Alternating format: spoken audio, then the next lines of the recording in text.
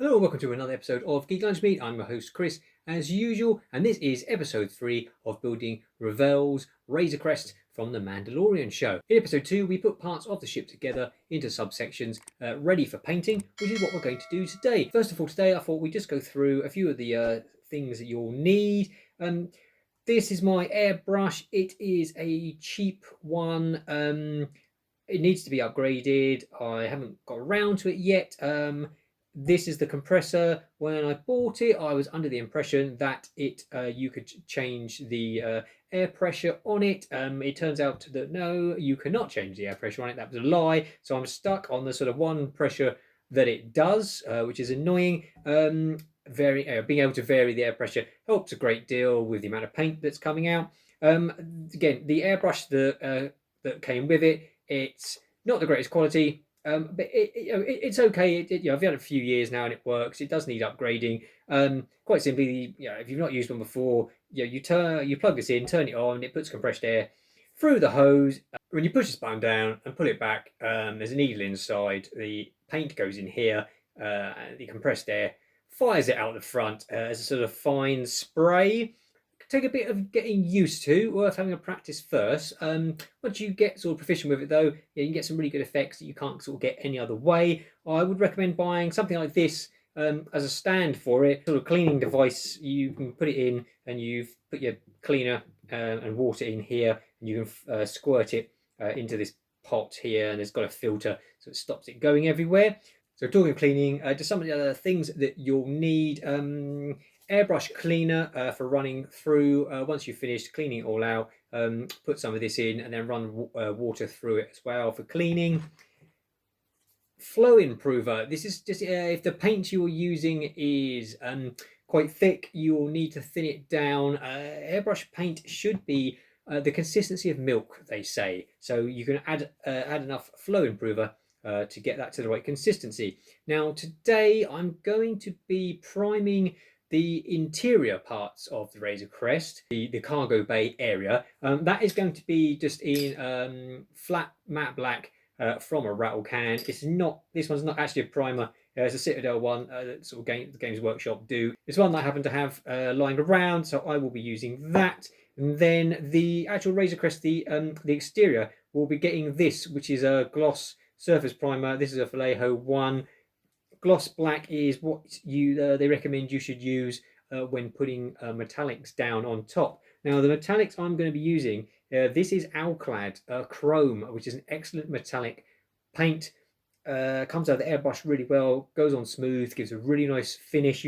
Alclad do a whole range of metallics which are really nice as well. You could use, if you're not using an airbrush, you could use a rattle can of some sort of chrome, aluminium spray, whatever's good for you really. At the end of the day, the Razor Crest was predominantly it was a CG model, so it didn't exist in real life, so you'll never get that finish in reality anyway. They did build a model for just a very few motion control shots, and that model was clad in thin metal itself. So again, it wasn't painted. So if you're trying to replicate real metal, it's very difficult to do. What I am going to do is, once it's all been sprayed, is put on this, which is Alclad's clear coat gloss. Now, putting gloss varnish sometimes over metallics can dull them down quite a lot. I have done a quick experiment with this on top of the chrome, and it doesn't really dull it down at all. It's designed to go on it. If it was a small area that we were doing in chrome, I might not bother, but because the whole ship is being covered, I decided to go with the clear coat gloss, mainly because the metallic paint it can scratch quite easily. Also, because I want to do weathering on top, I want to put down some washes and then maybe take some of it back off using cotton buds and maybe a bit of airbrush cleaner just to bring some of the wash off. And I'm worried about damaging the paint. Also, I need to put the markings, the yellow markings that are on the Razor Crest. I don't want to use the decals. I want to spray them on, so I'm going to have to put masking tape down. And again, I'm just slightly worried that it might take some of the paint off. So I am going to give it all a gloss coat as well, just to protect it a bit more. One of the other things I'd recommend, like wooden skewers or something that you can attach the small parts of the model to. The big bits aren't so bad. You can place them down. Again, I recommend. I've got a Lazy Susan for turning them around as you're spraying, which comes in really handy. If you just put small parts down, if they're ones that have got overhangs and things that you need to get underneath of, it's quite handy if you can attach them. I'm just going to use blue tack with these. You can get ones with clips and things, for holding them up and spraying. You can get around them. And then I've just got like a block of polystyrene that you can stick them in to dry. So yeah, I recommend something like that. And lastly, something we've all been familiar with for the last couple of years, face masks. When you're spraying, protect your lungs. Ideally, a respirator would be best, especially this the clear coat gloss absolutely stinks and not great for inhaling it at all. I have got a respirator on order which hasn't arrived yet, so we're making do with our good old friend, the COVID defeating mask. So yeah, let's get on with the spraying. So here we go. I have set up a makeshift spray booth in my kitchen, made of a giant cardboard box. Our Hoover came in, and I'm just laying down just some matte black. These are on the interior parts. Cargo hold, and that, as you can see, Lazy Susan makes it really easy for moving the parts around and getting coverage all over. Not the most exciting footage, but there you go. Lots of black. Now we're moving on to the gloss black surface primer, which the chrome will go over. There's my crappy airbrush. Slap some of that in there. My airbrush was having issues. The paint wasn't coming out great. This bit's not too bad, and then it started clogging. I did add some flow improver, which I don't usually do because the primer is usually thin enough. Yeah, sure enough, that caused an issue because it started coming out far too thin and was splotching everywhere. So I had to add some more paint.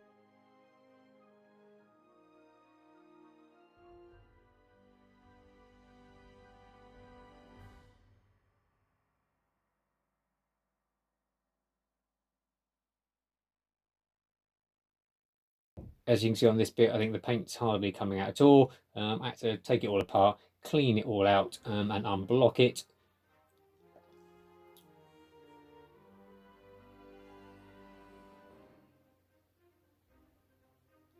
Eventually, as you can see, managed to get a black gloss coat down on the main section of the hole there and the top.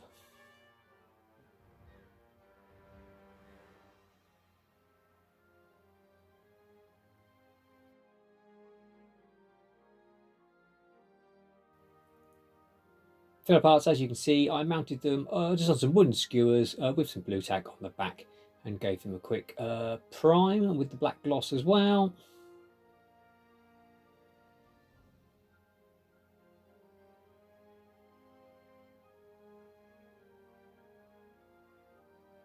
I probably should have time-lapsed this footage. It's not the most exciting of things, watching me just spray everything black.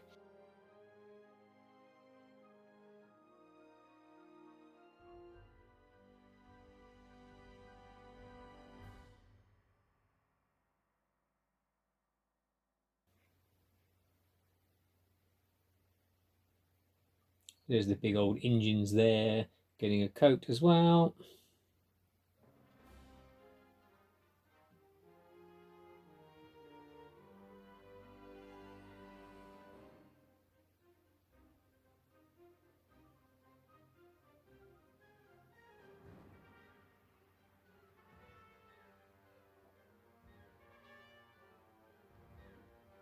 So there's all the main parts done and drying, and then we actually get onto the chrome. There's the Alclad chrome, which goes on really nicely. I'd cleaned the airbrush out by this point. It's just really nice as it goes on over the black. You can see how bright it comes up. Gives a really nice finish.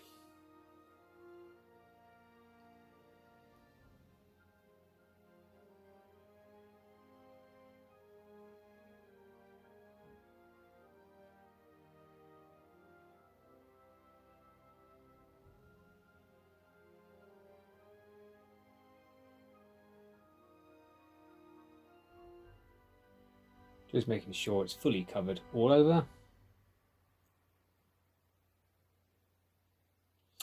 Same thing, all the other little parts.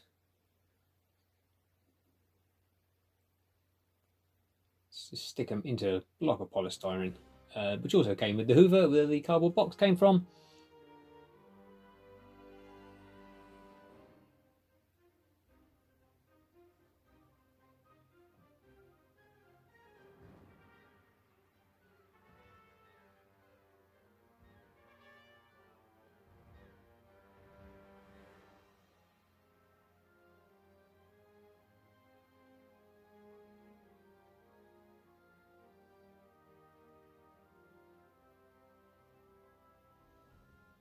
Just a large hole assembly there, getting its coat as well.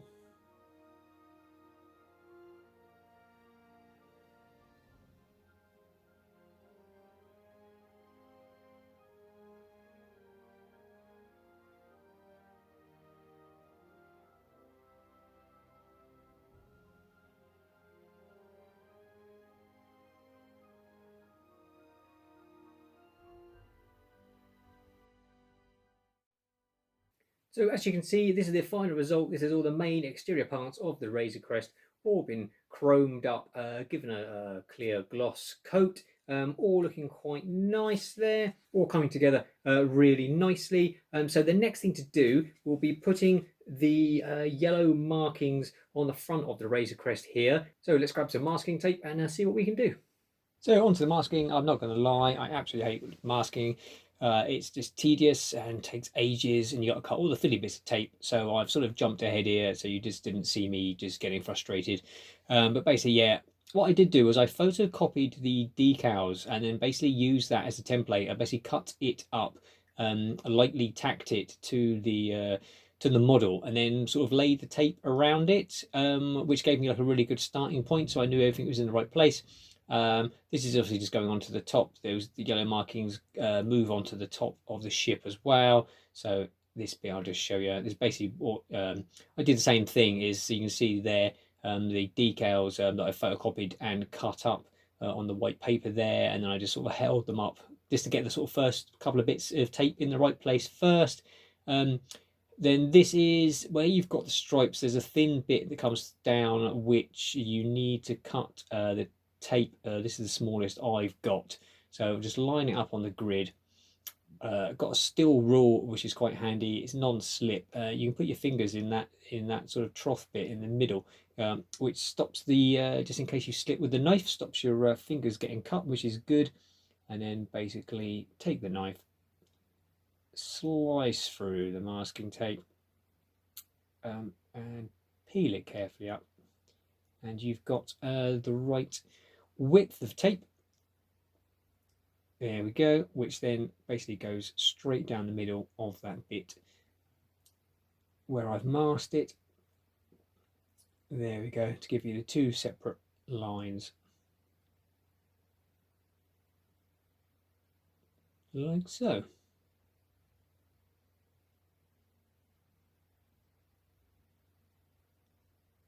Not quite in position. I'll just move that slightly.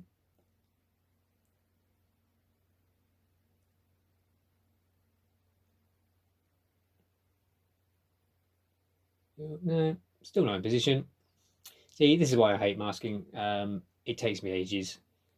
It's one of those things. Halfway through this, I did think, well, why don't I just use the decal? But it's like, no, I don't like using them in large areas. They're all right. I'll use the ones in the cockpit, be fine. The little dials and stuff. But I don't like when you're doing the big markings on the exterior. I find the paint gives a much better effect. But that's it all done at last.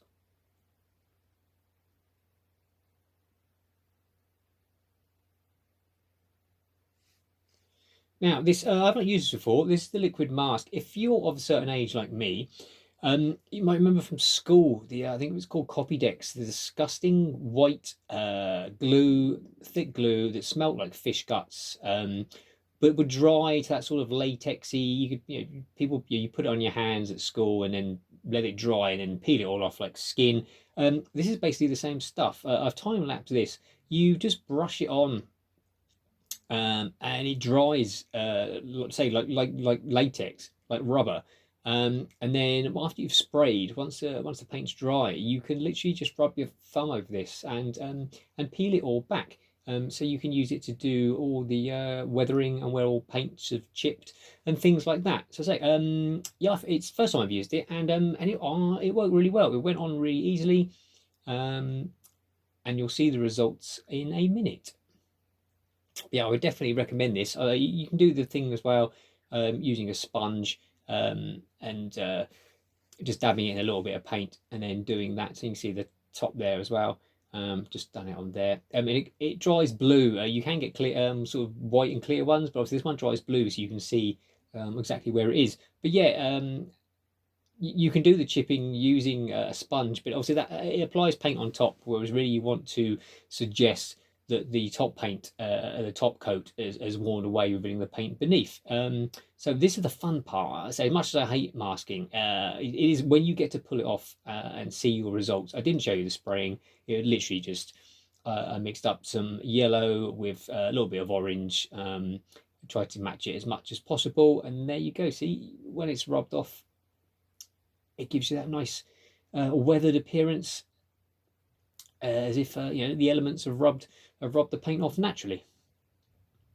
Really happy with how that's come out.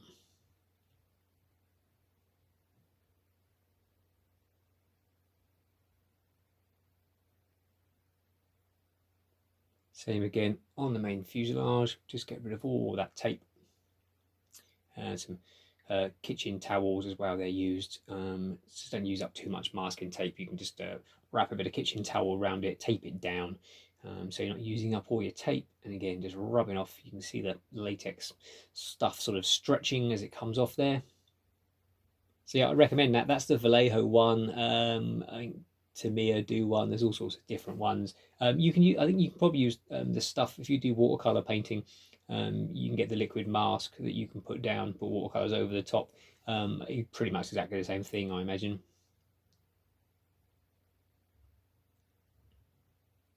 There wasn't too much overspray on this either. A very little bit on the top section. So all I did was cotton bud, just in a little bit of airbrush cleaner, and just gently took the overspray off. There was one part I tried it on, and even though that's got gloss varnish on the top, the airbrush cleaner went straight through that and then took the layer of chrome paint off as well. So I had to just brush. It was only a little spot, so I just had to brush some chrome back on the top. But it's something I'm going to have to be careful with, because my plan was to the next step will be to put down all the sort of black washes on it, to go in all the panel lines, and then rub them back with a cotton bud. I was going to use the airbrush cleaner, but I'm not going to do that. Hopefully I can just do that with just some water on the cotton bud. So we'll see how that goes. But yeah, really happy with how that's come out. That side of the Razor Crest much more worn away than the other side. That's accurate to the show. And I'll just show you just briefly what sort of thing it's going to look like if I can get the top on. That's how it's looking currently. So yeah, we will get onto the weathering in the next episode.